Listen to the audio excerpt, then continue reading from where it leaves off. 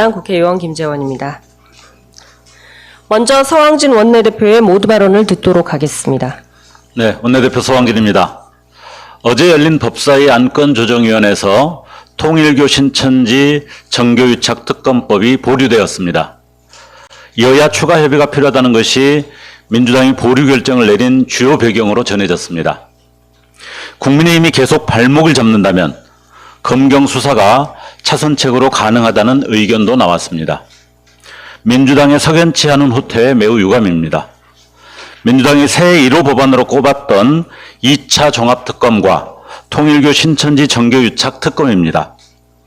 국민의힘이 똑같이 반대하고 발목을 잡는 2차 종합특검은 15일 본회의에 상정하고 정교유착 특검은 왜 이제와 추가 협의를 말하는지 쉽게 납득하기 어렵습니다.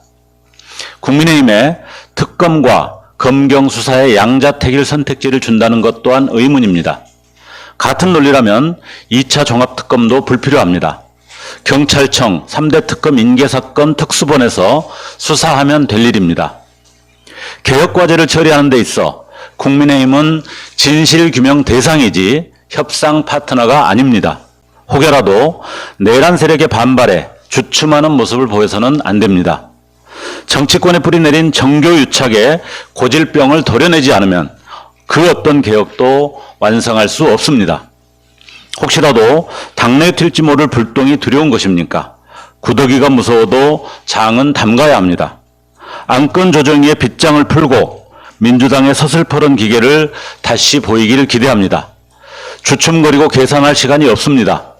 두 특검법 외에도 정치개혁과 사법개혁, 검찰개혁을 위해 처리해야 할 법안이 산적해 있습니다. 15일 본회의에서 통일교 신천지 정교유착 특검법이 통과할 수 있도록 민주당의 엄중한 결단을 촉구합니다. 한치도 흔들림 없는 개혁의 길을 함께 갑시다. 판단은 국민께서 할 것입니다. 이상입니다. 네, 말씀 감사드립니다. 이어서 현안 발언을 시작하겠습니다. 먼저 백선희 의원 발언이 있겠습니다. 네, 안녕하십니까. 조국혁신당 원내대변인 백선희입니다. 윤석열 내란 우두머리 혐의 결심 공판, 국민 기만 막장극의 종지부를 찍어야 합니다. 헌정을 유린하고 주권자에게 총구를 겨눈 윤석열의 내란 우두머리 혐의에 대한 결심 공판이 오늘 열립니다. 피고인 윤석열과 변호인단은 그동안 법정을 모독해왔습니다. 아프다는 핑계, 책임 회피로 일관한 궤변으로 시간을 끌어왔습니다. 이는 재판 지연을 넘어 다시 한번 대한민국과 주권자인 국민을 능멸하고 비웃는 제2의 내란입니다. 지기현 재판부에게 묻습니다. 사법부의 존재의 이유는 무엇입니까? 내란 재판부의 방패막이입니까? 아니면 국가 권력의 남용을 막고 헌법과 정의를 지키는 것입니까? 지기현 재판부에게 엄중 경고합니다. 재판 지연에 황제 재판에 판을 깔아준 지기현 재판부에 대한 국민의 인내는 이미 끝났습니다.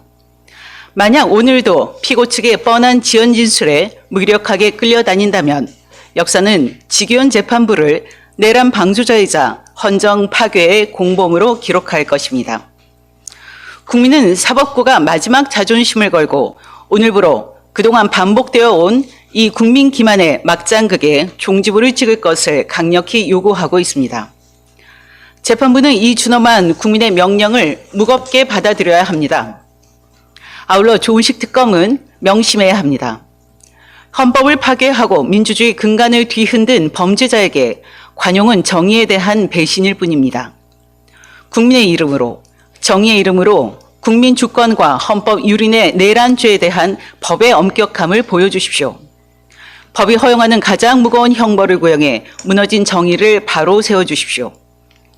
오늘 16일에는 윤석열 본인과 그를 인간방패로 둘러싸고 체포영장 집행을 물리적으로 막아섰던 세력들에 대한 1심 선고가 예정돼 있습니다.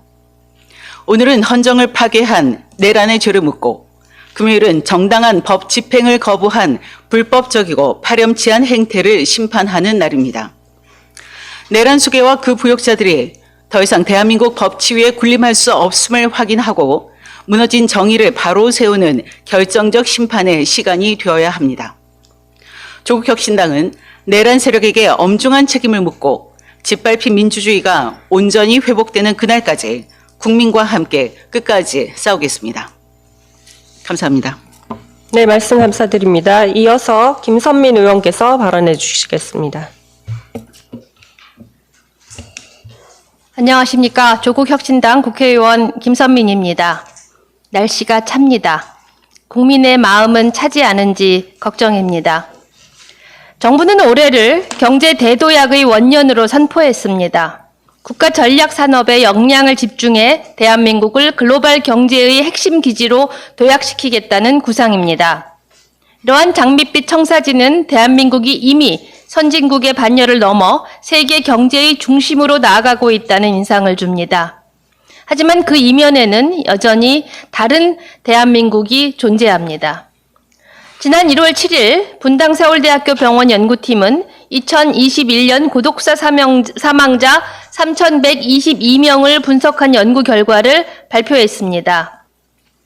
고독사 사망자의 54.5%가 최저소득층이었고 저소득층의 고독사 위험은 고소득층에 비해 14배 이상 높은 것으로 나타났습니다. 만성질환, 정신질환, 알코올 관련 질환을 가진 경우 고독사 위험은 현저히 증가했습니다. 주목할 점은 이들은 사망 이전 의료기관을 이용했음에도 그 접촉이 돌봄이나 사회적 연결로 이어지지 못했다는 점입니다. 고독사가 공적 안전망이 제대로 작동하지 못한 데 따른 구조적 문제임을 시사합니다. 지난해 말 보건복지부가 발표한 2024년도 고독사 발생 실태 조사에 따르면 고독사 사망자 수는 최근 5년간 매년 증가해 2024년 한 해만 총 3,924명으로 전년 대비 7.3%나 늘었습니다. 고독사가 발생한 장소는 여관, 모텔, 고시원 등 비주택 거주지를 중심으로 증가하고 있습니다. 최초 발견자도 임대인과 보건복지 서비스 종사자가 전체의 54.1%로 절반이 넘습니다. 고독사는 결코 돌발적인 사고가 아닙니다. 장기화된 사회적 고립이 은둔이라는 삶의 형태로 고착되고 그 끝에서 마주하게 되는 예정된 비극입니다. 이 고립은 더 이상 일부의 문제가 아닙니다. 지난 29일 국가데이터처 조사에 따르면 전체 인구의 5%가 사회적 교류가 거의 없는 이른바 은둔형 외톨이 상태에 놓여 있는 것으로 나타났습니다.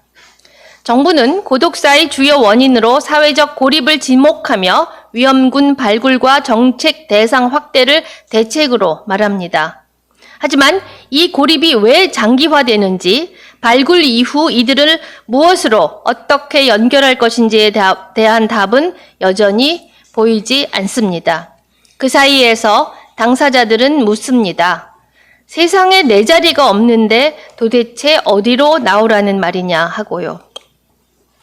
이제 관점을 완전히 바꿔야 합니다. 사회적 고립은 개인의 선택이나 성향의 문제가 아니라 존엄한 삶과 사회적 참여의 가능성을 제한하는 구조적인 위험 상태입니다.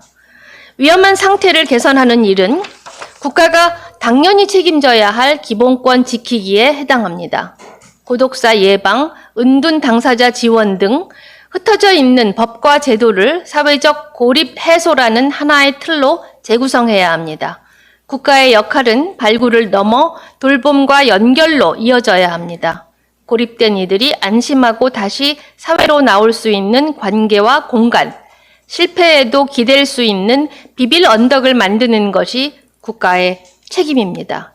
이것이 바로 조국 혁신당이 말하는 사회권 선진국입니다. 조국 혁신당은 이 거대한 전환의 서두에 서겠습니다. 단 한 사람도 놓치지 않는 촘촘한 사회적 연결망을 구축하고 국민의 삶을 실질적으로 바꾸는 정책 혁신을 완수하겠습니다. 감사합니다. 네, 말씀 감사드립니다. 이상으로 제115차 조국혁신당 의원총회를 마치겠습니다. 언론인 여러분 감사드립니다.